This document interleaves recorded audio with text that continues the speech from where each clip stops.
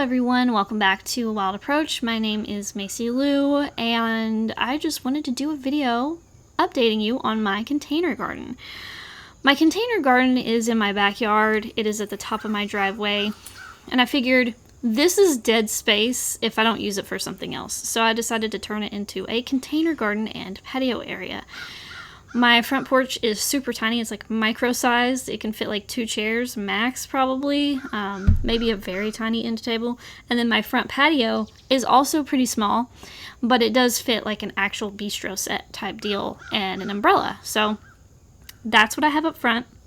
So I figured, why not use this boring, empty driveway space as a bigger place to sit and to hang out and to have container plants. So I thought it was a pretty fun thing to do. Plus, it's just something for me to look out at from my kitchen window. I don't know about anybody else that is on this channel that like comments and things.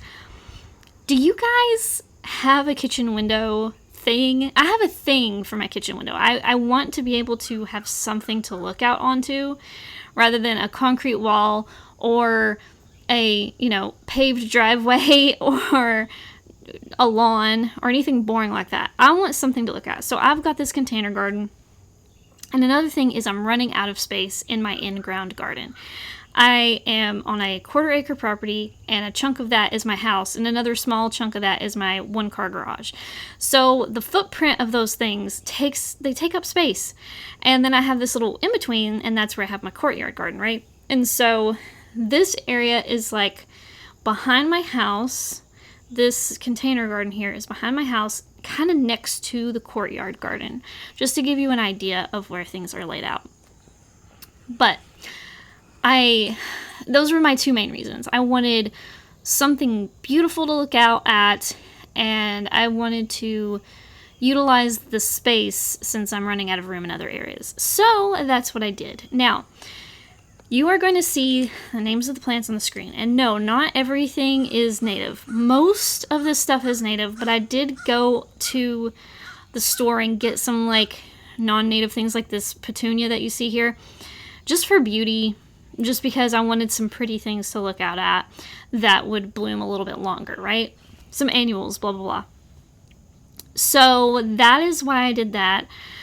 I just really like having something pretty back here and less just concrete everywhere, just bare concrete. And so that is why I did this. And I have another video where I talk about the details of like my tips that I've learned along the way when it comes to container gardening, things that have gone right, things that have gone wrong. And I'm going to get into some of the main big thing later on in this video. But for right now, we've got to take a quick break.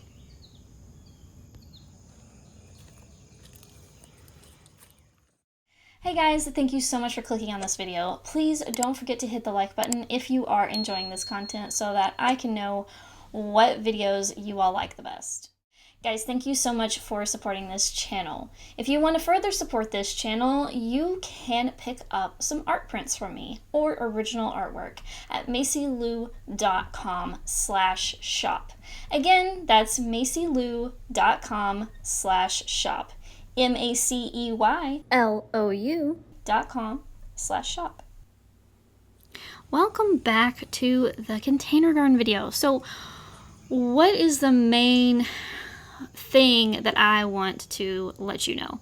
I want to let you know that there's nothing wrong with reusing old soil for your containers. However, big caveat, you will have so many things popping up in your soil. So many things. Now, if you let your native plants go to seed, the good news is most of the things that pop up will be native. Now, there'll be some non-natives that pop up. There'll be some invasive things that pop up. But for the most part, you'll probably have your natives popping up in there. So that's great. But the unfortunate part is if you do what I was trying to do and you try to be all organized and you try to have like this big pot and like half of it is like blue stem and the other half is blue mist flower, I gotta tell you, if you're reusing soil, I don't think it's gonna go the way you think it's gonna go unless you somehow sterilize your soil yourself. And I've seen people in the comments say some really interesting things about they cook their soil, they sterilize their own soil by like baking it in the oven. And I find that to be so interesting and fascinating, and I love that. I'm not gonna do it here because of multiple reasons, but that is pretty cool. And if I had some kind of outdoor oven or outdoor way of doing that, that could be an interesting avenue. But that being said, I don't currently have that. And even a compost pile that I've had, like, none of my compost piles have ever been really that hot.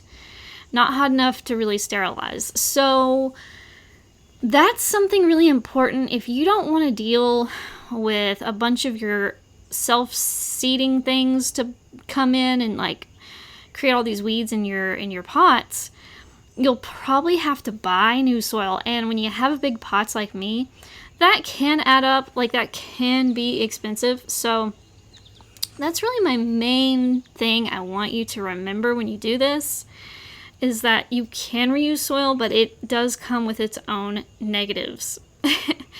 But that being said, I kind of thought it was kind of fun. Like, at first I was annoyed because I was like, no, I wanted these specific plants and I wanted them to grow in these specific pots. But if you notice throughout the video, and you might need to watch this video a couple times to really catch it, but because so many random things popped up, I kind of have little miniature full-on gardens full of biodiversity in each big pot, except for the anise hyssop pot. That's just anise hyssop, right? You know, but these 3 pots where it's like I reused soil, they are full of so many different things. And I have some elderberry cuttings I put in there too. So I've got elderberry cuttings, and then I have a bunch of different native plants. I've got goldenrods, I've got blue mist flowers, I've got boneset, I've got partridge pea, blue star. Now the blue star I actually planted, like I actually sowed the seed of that, but it's kind of being taken over by the more aggressive or prolific, however you want to word it, natives. But anyway, so there's a lot coming up, and of course there's some of those annoying weeds that are not native, like I think the foxtail grass. I don't think that's native. Stuff like that's coming up, and that's annoying. But other than that, it's kind of actually fun. I actually kind of think it's cute that there are all these different things growing together. And we will be right back after this break.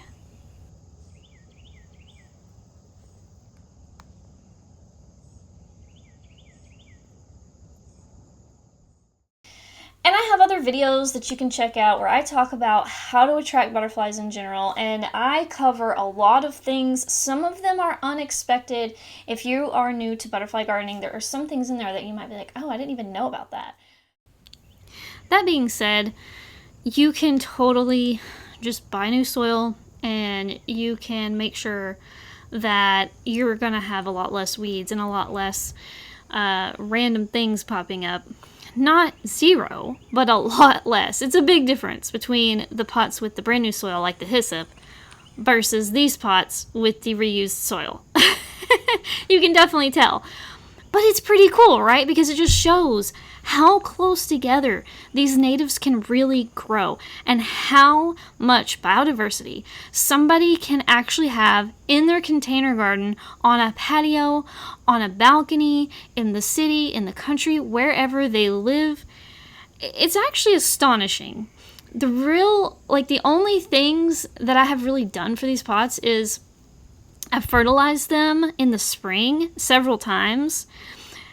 Weekly, and I did it, so I did it every single week in the spring for the most part, and a very small concentration, like just follow the instructions. I use a liquid feed, and I just don't do it when summer hits, like when the really hot temperatures hit.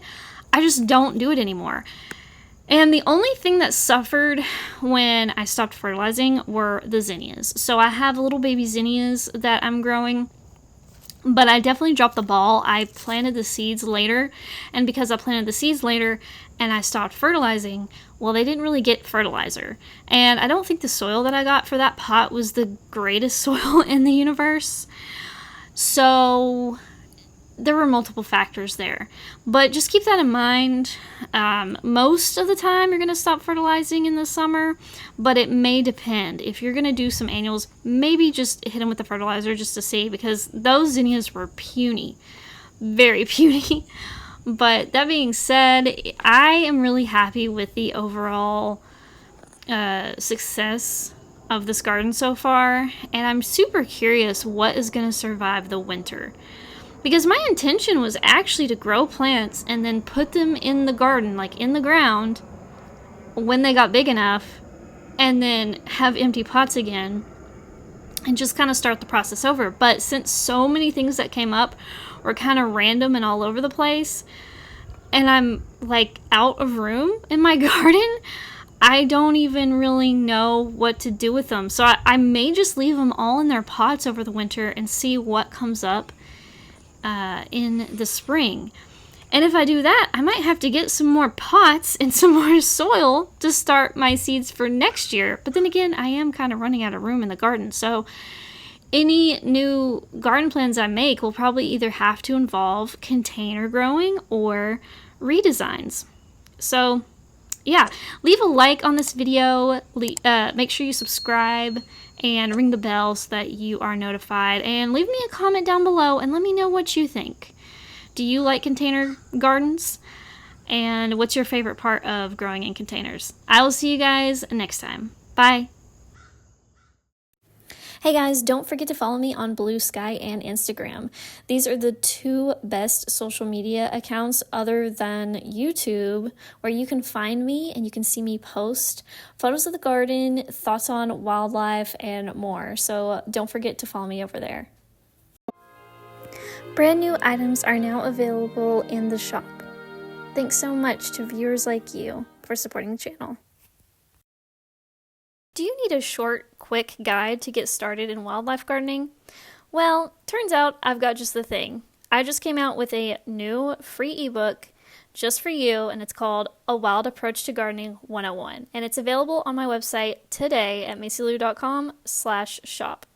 It's free, so go check it out. What do you have to lose?